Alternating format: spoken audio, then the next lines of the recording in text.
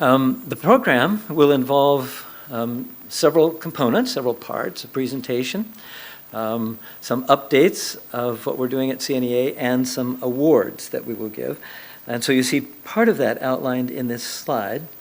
The topic that we're talking about today has to do with artifacts, an artifact collection, part of which has been donated and more of which will become donated to CNEA from a retired specialist in ergonomics who lives in La Mesa in San Diego, and who has, over the last several years, been giving artifacts here.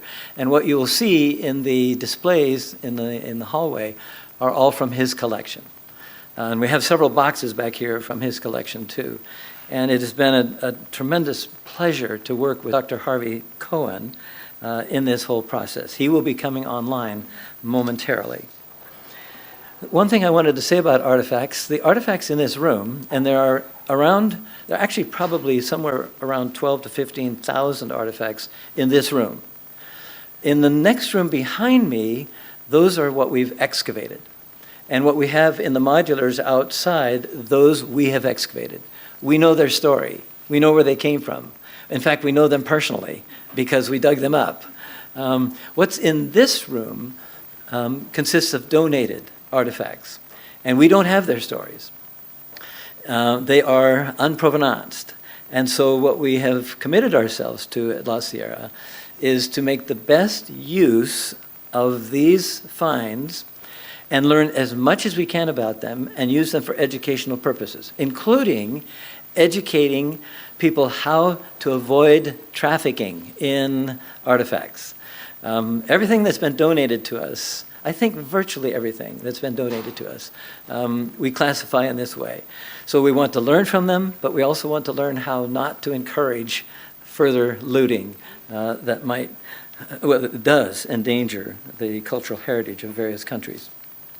So I am going to say something about the people who are going to be speaking. Dr. Harvey COHEN. He is from La Mesa, as I've mentioned. He specializes in ergonomics. He has a degree from the University of North Carolina State University in ergonomics. And so he has made a lifetime of helping people work better, do better. He works in the workplace. He's retired now, but he's worked in the workplace. He has been a consultant on many legal cases because of his expertise. And a terrific friend. He's become a terrific friend of us here at CNEA. Mr. Sean Eccles, who is off to my left right now. He will be here soon. He will be up front here soon. He received his PhD from wherever it is he decides to go after he finishes his MA here. So we're pushing for you, Sean. So he has worked for the center for a number of years, as well as been a student here. And I think, if I heard correctly, he's nearly done with his thesis. We're coming on to that soon. Dr. Kent Bramlett, who is seen here, is our primary teacher of archaeology here at La Sierra. He is the chair of the Department of Biblical Studies and Archaeology in the HMS Richards Divinity School. He has long been connected since 1994 was his first season in the Middle East at a site we've been excavating. So he will be making kind of the presentation involving the artifacts themselves. We will hear from Dr. COHEN about how this whole collection came about and how he's been pleased to work with La Sierra in donating these things. Sean will talk about the collection with some statistics and some factors that will be important to us. And then Kent will kind of get into Egyptian.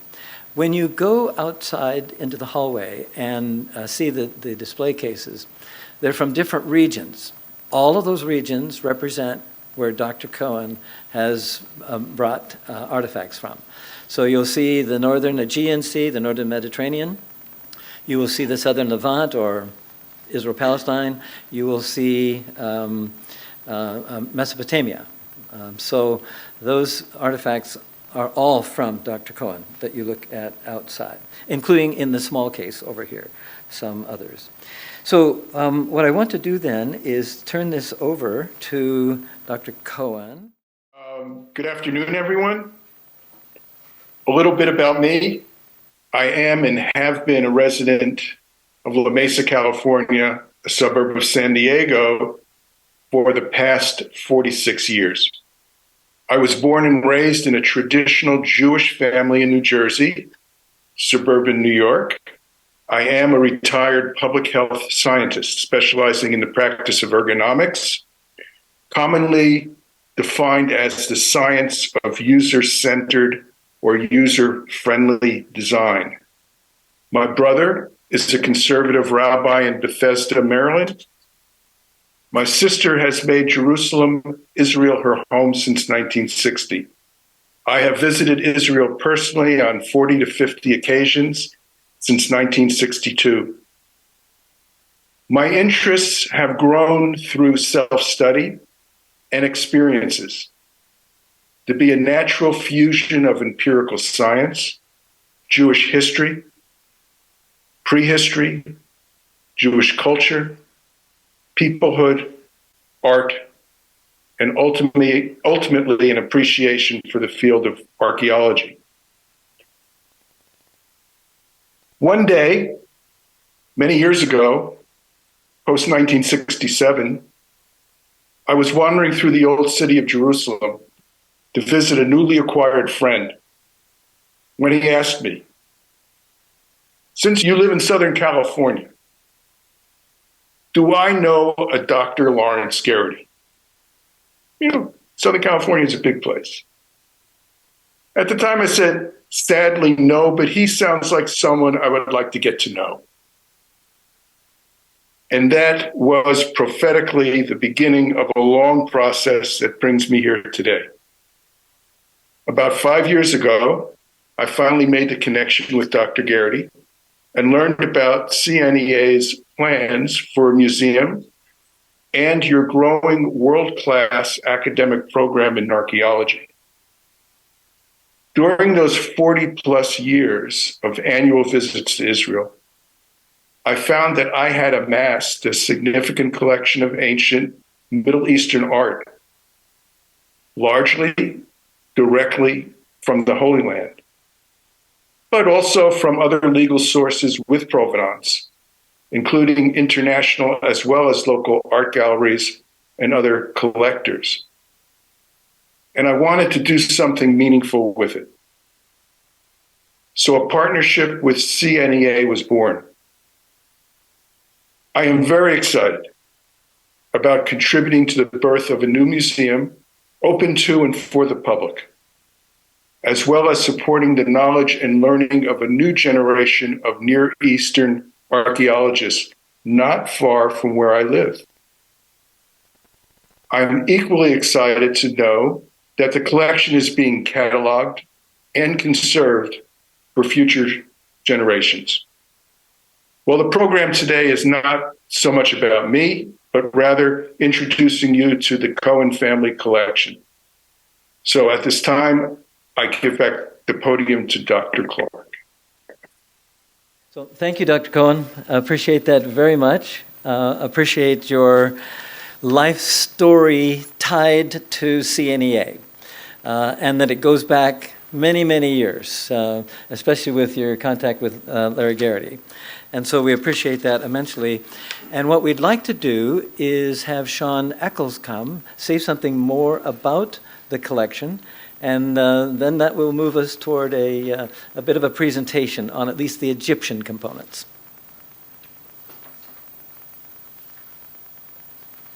Yeah, I am Mr. Sean Eccles. Everybody else is Doctor. Yeah.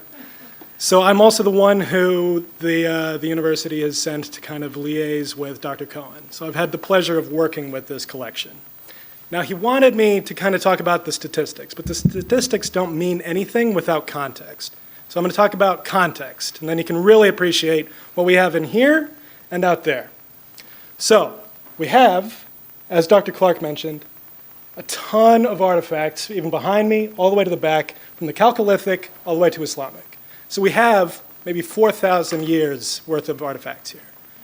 So Dr. Bill Deaver, for those of you who might know, for those of you who don't, he's kind of a legend in the field. He worked with all of this material, and he said that we have enough material here to kind of set a table for an entire Judahite village and to kind of put together, reconstruct an entire Judahite tomb and things like that. And the problem with it is that we all just have the common stuff. So that's important throughout most of human history and even today. The common people are the majority of the people. But Dr. Cohen's collection has a lot of the elite material. So this is the material that will really put together something to know about social stratification, because we really don't have enough to illustrate that. More than that, it kind of completes some things. So over here, we have an inscribed brick from Shalmaneser III. So Northern Kingdom in Mesopotamia, Assyria. But Dr. Cohen also has an inscribed brick from Nebuchadnezzar, so Southern Babylonia. So we can kind of put it all together. More than that, we have an incantation bowl over there, and it's kind of faded.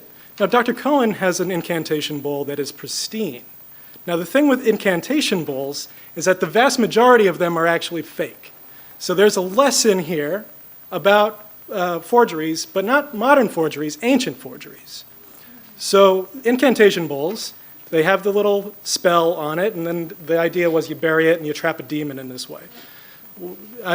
We can try it later.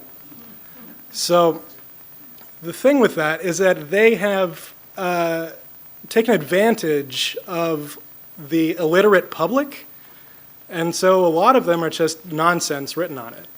Now we'll be able, if we have Dr. Cohen's incantation bowl and the incantation bowl that we already have, to kind of figure out which is which with that, with our own material. So that's fantastic. Beyond that, we have stuff in the display cases out there, and find me afterwards, and I'll be able to tell you something about it, where we have a dedicatory cone that's inscribed in Sumerian, the first language with an alphabet, or no, not even, yeah, alphabet-ish, written script, the first language with written script, and this one dates just a few generations after the invention of writing itself. You guys should be excited about that. So before, and we have this here, also from Dr. Cohen's collection of folio from the Book of the Dead, and it has a textual variant. You guys should be excited about that.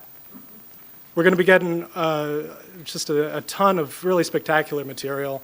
He has a lot of Greek red on black ware, so those are the ones that are black Greek pottery with red figures on it. He also has black on red ware, which is the opposite, black with the red figures painted on it. Now we're going to treat exactly like we do all art, where you can look at it and you can kind of determine maybe these had the same artists painting this. We can do this, it's crazy. And we do this already with some pottery, where if we find a thumbprint, we can figure out if there's a really prolific potter and things like that. So the educational and research potential of it is crazy. Like, you guys should be excited about that. So, I mean, we have, educationally, we can do whatever. It doesn't take a whole lot to put together a narrative with the material, and that's what Dr. Brownwood's going to do. We just had Passover, and so Dr. Cohen requested a theme that deals with Egypt. So here we have a selection of his Egyptian material. Out there we have Aegean material. We have broadly Mesopotamian material, Levantine material, and they're not necessarily big pieces, but they are significant pieces. It's just to kind of give a cross-section of his collection so you guys can really appreciate how important this is. So I'll pass it on to Dr. Bramlett to put together a narrative for the Egyptian material that we have here. Thank you, Sean. Well, ancient Egypt in the history of the world really is something special. And the resources that came together, the productivity of the land, the wealth, produced a civilization, I think, unequaled in the history of anywhere else around the world. And so today we're going to look at the Cohen family collection artifacts that illustrate a little bit about that culture. So let's begin with what made Egypt something special. We have to go back a little bit before the time of the pyramids, a little bit into the prehistory of Egypt, which is called the pre-dynastic period. Actually, after the end of the Ice Age, when things were a little bit cooler, and just before the unification of Egypt, the Sahara Desert region of Africa was green. This is called the Green Sahara, or actually the technical term that's called is the African humid period. And as you can see in this chart, the dark green is really good agricultural land. The light green is sort of the savanna with trees and broken grasslands, much like Kenya and Tanzania today. And then across the top there, what's now desert, the yellow was this wonderful pastoral grassland. And it was filled with hunter-gatherers, hunting the wild game, numerous oases. And life seemed, or must have seemed, idyllic at that time. Here's a reconstruction of sort of a large view, satellite type view, and you can see some lakes which are not there today. That really large lake down in the lower middle is called Lake Megachad. I love that. It's not Mega Lake Chad, it's Lake Megachad. Today there's a diminishing, very small body of water there. But at its heyday, it was the larger than the largest lake on the earth today, which is, oh, I hear it loud and clear, the Caspian Sea. So think of that, larger than the Caspian Sea right there. And there's a whole river drainage system that went north into the area of, what's now Benghazi in eastern Libya. So imagine the Libyan desert full of these river valleys, flush with grasslands and game, and debouching out into that bay there in eastern Libya. Well, all this began to dry up in the centuries before the unification of ancient Egypt. And explorations in the Libyan desert, actually, if we go back and the history of its discovery, Laszlo Almasi, in the interwar periods, especially in the early 1930s, was an explorer. You might know him from being the hero of The English Patient, both the book and the movie. In real life, he was an explorer. He found these petroglyphs out there in the Libyan desert, showing animals that certainly no longer existed there today. And the picture you see there on the right, your right, is called the Cave of the Swimmers. He is the individual that found that. And the Cave of the Swimmers seems to show people swimming in waters in areas that now are bare rocks and sand dunes, with hippopotamus and giraffes and rhinoceros and thousands upon thousands of antelopes and gazelles. This began to dry up in the few hundred years before the unification of Egypt in the 4th millennium, what we call the Chalcolithic Age in Israel. And as that happened, where did these people go? They migrate into the remaining fertile region, which is the Nile Valley. So suddenly the Nile Valley becomes densely populated. The populations turn to farming to support these numbers of people, and we get the rich human resource capital, we might call it, that provided the necessary labor and agricultural production that produced the ancient civilization of Egypt. And there's a couple of factors that actually went into making the Nile River Valley such a prosperous location. One was the weather cycle. So we have the floods that occur during the hot months of the summer. This is kind of unusual around the world, but because the Nile River sources are up in the highlands of Ethiopia, the snow melts begin, in June and July, and that floods then the Nile. The floods work their way down the Nile, and by September, much of the Nile Valley is covered with floods, which leave behind fresh silt, very fertile with minerals and natural organic material. And those are the hot months, when in the Middle East you typically can't farm much. So then in the fall, when the planting season occurs, the waters are receding and they produce then these wonderful crops of vegetables. Just think about the narratives of the Hebrew Bible. What do the Israelites long for as they leave, headed towards the rain-fed agricultural lands of wheat and barley? They think of the vegetables of Egypt, the leeks and the onions and all of those wonderful vegetables. The other factor about the Nile Valley is that it flows to the north, and one can float their barges down the Nile, and then the winds prevail from north to south, and then you can sail back up the river. So even without steam power, it provided a wonderful transport system. So just before 3000 BC, we have the unification of ancient Egypt beginning. The COHEN collection illustrates all of these time periods. Sean is going to point out there this pre-dynastic jar. This is actually very typical of the Naqada II period. Flat rim, these wide sort of striped decorations.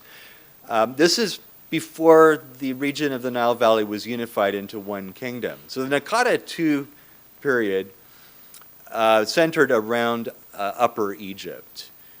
Another thing we might mention about this is that the region was very productive, but the social structure was fractured by warring factions. So you have it unified down to three main areas, and then eventually northern and southern Egypt, upper and lower Egypt.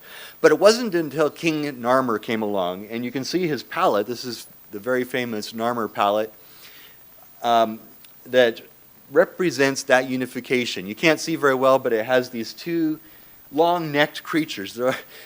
Historians call them serpopards because they have sort of leopard bodies and these long serpent necks that intertwine, symbolizing the unification of Upper and Lower Egypt.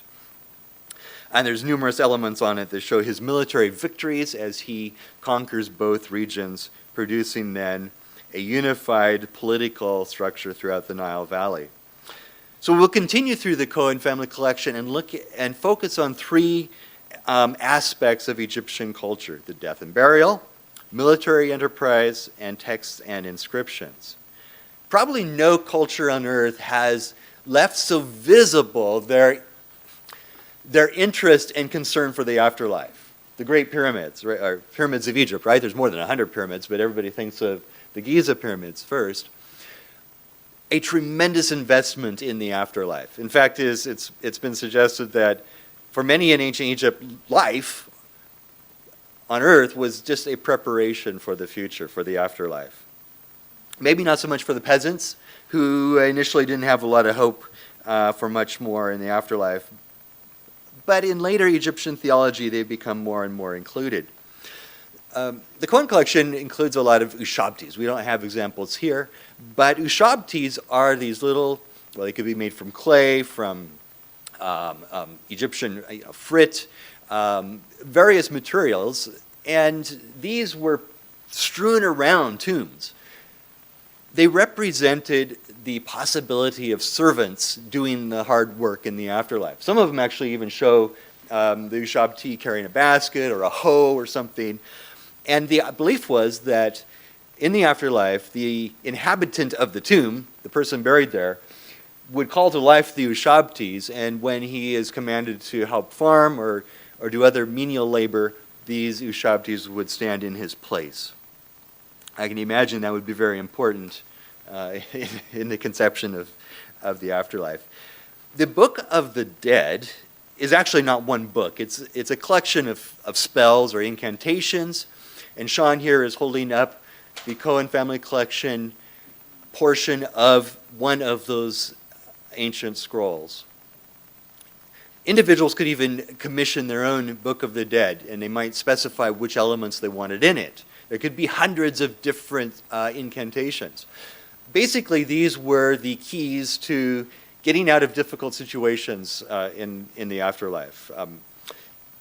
there's a number that deal with snakes, incantations to protect you from snakes. But that's not enough. Then there's specific ones to protect from being bitten by snakes.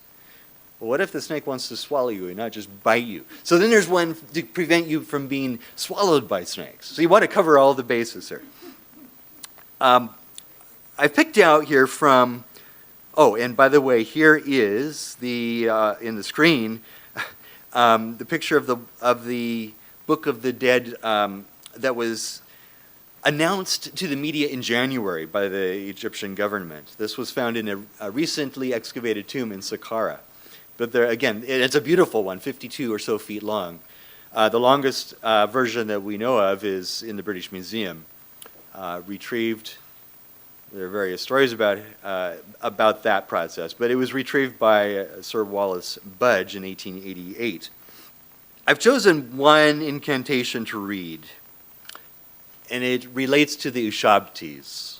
So this is a spell or an incantation for causing an Ushabti to do the work for a person in the realm of the dead. So this is a good example of what the Book of the Dead is composed of.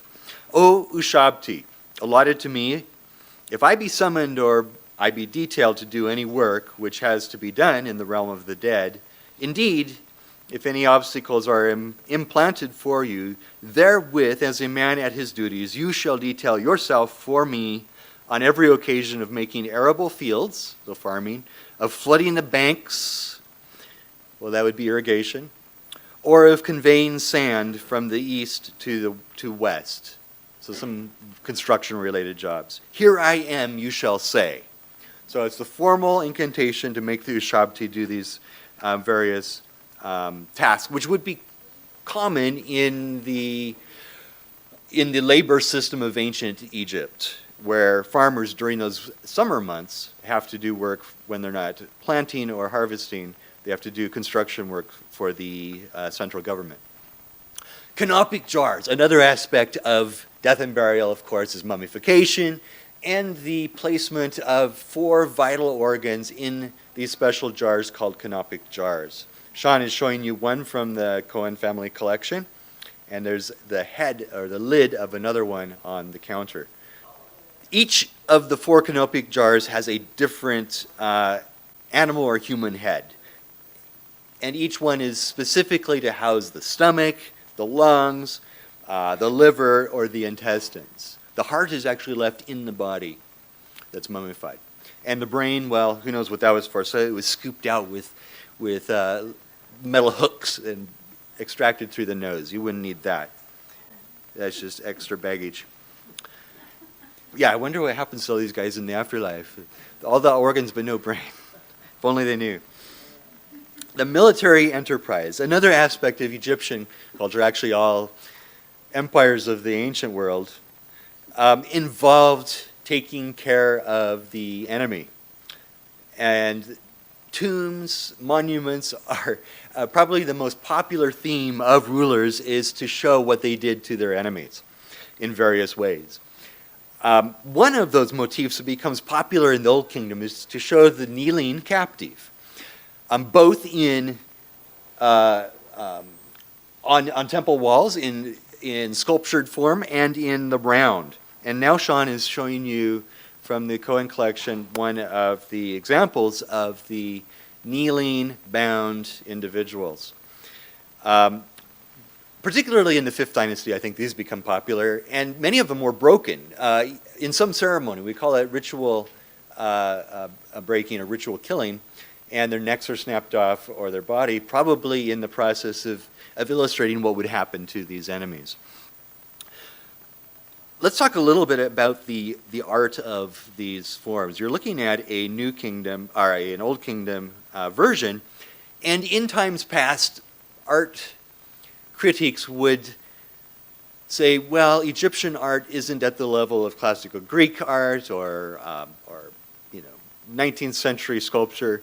And they criticize it in for three main factors. One is that it seemed to be very rigid in the three-dimensional art forms, at least. Sometimes even left and right is muddled. You'll have 2 right feet, depending on which side you're looking at the painting, because they had to show the arch of both feet. And there's a lack, of course, of geometric perspective. But these supposed shortcomings actually result from the lack of understanding, I think, of the art critic, and who don't or didn't at that time understand the purpose of art. And one of the main things, which is illustrated with this sculpture, is frontality. So most of these statues are placed in niches, in funerary complexes, and they serve very well their function of being the focus of attention for the visitor who leaves an offering or says an incantation in front of them. And there are many other aspects of Egyptian art which are better understood now and make sense of why that art form was relatively stable for several millennia. Egyptian empire succeeded in expanding south and north, or technically northeast, into the southern Levant. This map comes from about the 14th century or 15th century, and shows brown in the bottom, which the Egyptians called their southern empire, the land of Kush, which is modern Sudan, Nubia. And to the north, of course, is the land of Canaan and Syria. And these lands were part of the accomplishment of the New Kingdom. The extent of that process of Egyptian military endeavor. But let's go on to the third category, which is texts and inscriptions. The COHEN family collection has some wonderful textual pieces from antiquity. And one of these, Sean can show you now the inscribed stamped end of a funerary cone. These were, particularly in the New Kingdom, especially the 18th dynasty, were very commonly installed over the door of tombs, sometimes in the compound around the tomb, and mostly in the region of Thebes, in modern Luxor and Karnak area, as well as some of the nearby towns like Asyut and Dendera. They would have a stamp which included the name of an official, who was the official who's buried in the cemetery, in the complex there, and then the titles of his official positions. And some examples we know of are overseer of the royal harem, chamberlain, so it'd be sort of like a vizier or a butler, the overseer of cattle. So very important positions, and these were then stamped on the ends of these cones, which were visible and whose function we don't entirely understand, but were very popular there in the 18th dynasty. COHEN collection also includes a number of Egyptian scarab seals, and these are probably one of the most important ways of documenting Egyptian influence, because they occur not only in Egypt in tombs and a lot of locations, temples, contexts, but also up into surrounding areas. These are found in the southern Levant, in ancient Israel, and are often copied and valued by later peoples who can't actually read the names, but they feel there's some special power in owning a scarab seal, perhaps around their neck or using it to indicate ownership. And so we are very pleased and excited about the COHEN family collection and the way that will illustrate this incredible history of ancient Egypt and surrounding lands. But right now we're thinking about ancient Egypt in some of the cultural areas that truly do define what ancient Egypt was and why it had such an enduring influence in antiquity up until the present time.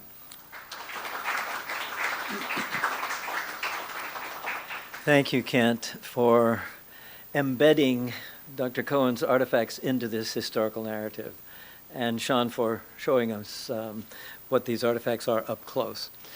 We do have some time for questions and answers, and I'm going to ask Sean and Kent and Dr. Cohen to stay by. And so if you have any questions, we may have some on Zoom, not yet. Any questions here in the room that you'd like to ask? Is the microphone functioning? The question is, what exactly is a scarab? The scarab is actually a stylized beetle, a dung beetle. And it ties into the Egyptian religion and belief in the afterlife.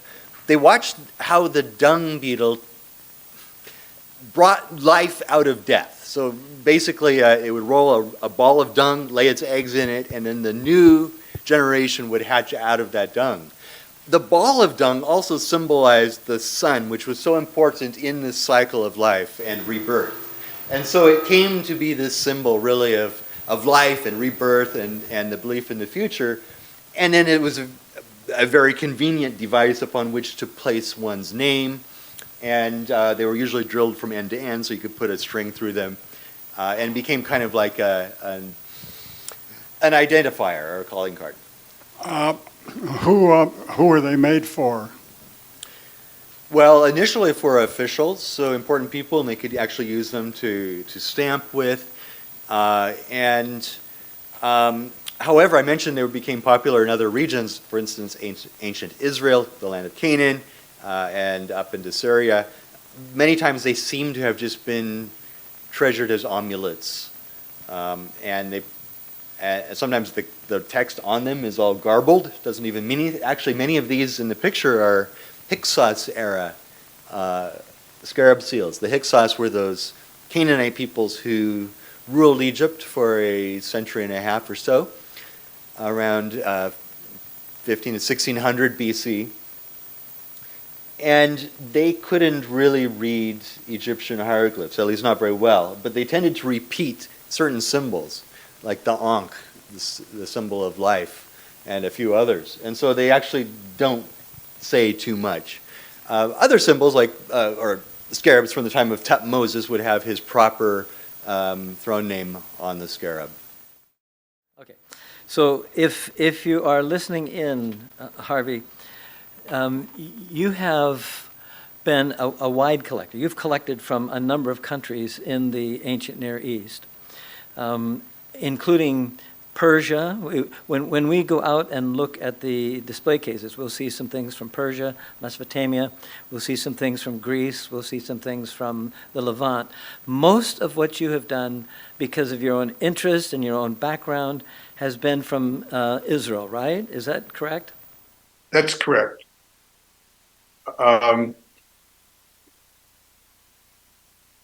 The presumption, I think, is that in many cases, these objects were migrated into Israel through trade and through the movement of people. So they may have been, trade items. They may have been things that people brought with them when they were going from place to place for various reasons, business or to avoid famine. So Dr. Cohen, how much has this collecting that you've been doing over, several decades, how much has this led you to read more about the history and the background of what these artifacts contribute to our understanding of ancient culture and history? How much have these really triggered an educational experience for you? Very much, totally.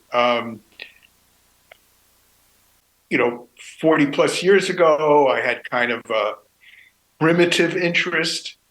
I would go to the Metropolitan Museum of Art or the British Museum, whatever location I happened to be, and I would enjoy the art, and I would, learn a little bit that I could in that way.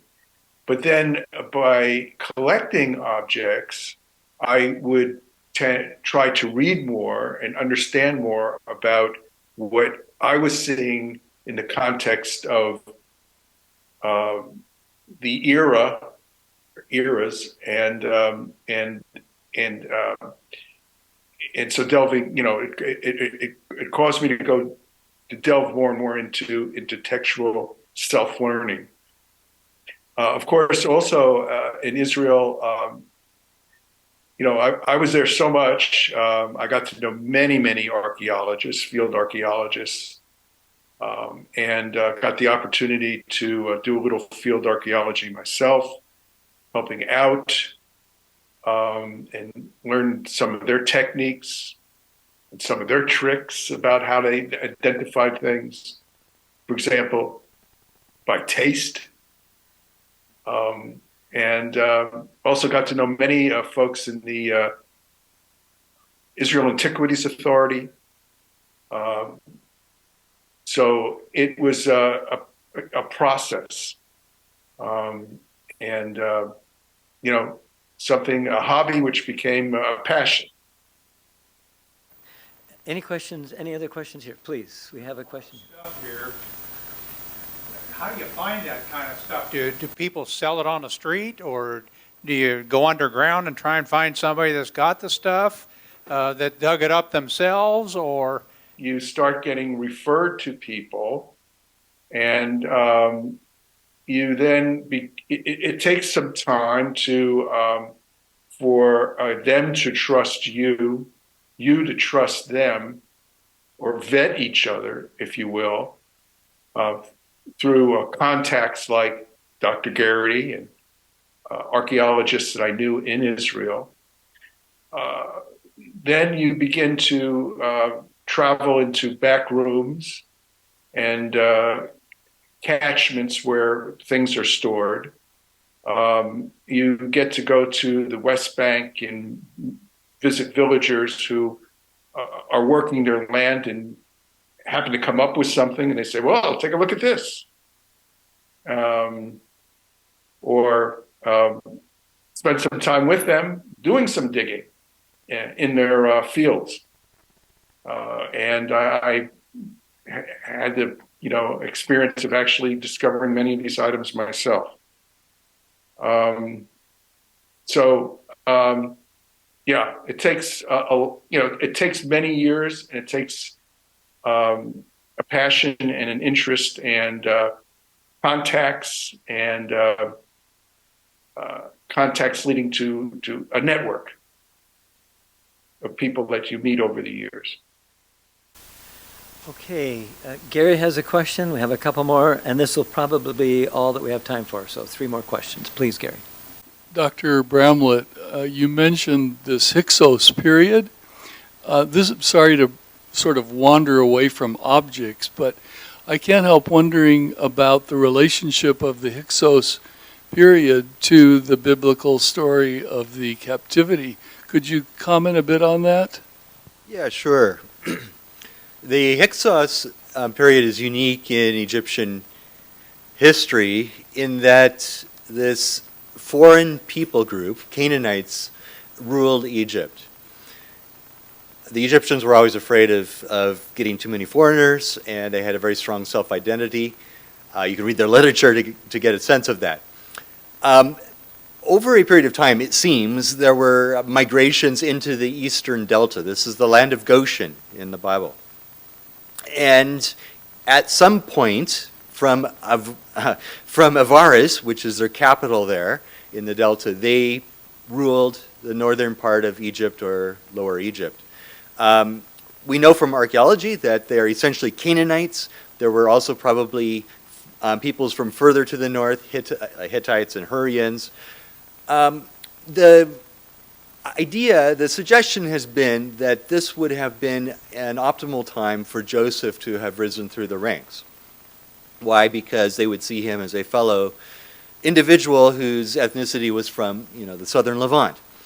And then when you have a pharaoh who arises who knows not Joseph, this would represent the reestablished Egyptian rule following what you could call it the Reconquista, in the establishment of the 18th dynasty of native Egyptians. They don't want anything to do with Canaanite peoples still having power in Egypt. So then there's this turn to make the remaining Canaanites, and I lump with Canaanites what the Egyptians call Asiatics, which is everybody from Western Asia in the modern Middle East there. And they put them, to forced labor. And kind of the corvée labor that we've been looking at in some of these, well, we didn't spend too much time on it, but the corvée labor. So yes, the connection with the Hyksos fits very well with the rise of Joseph. The idea then of a turn of fortunes where the peoples then, including the Israelites, become those forced to work for the Egyptians following the expulsion of the Hyksos.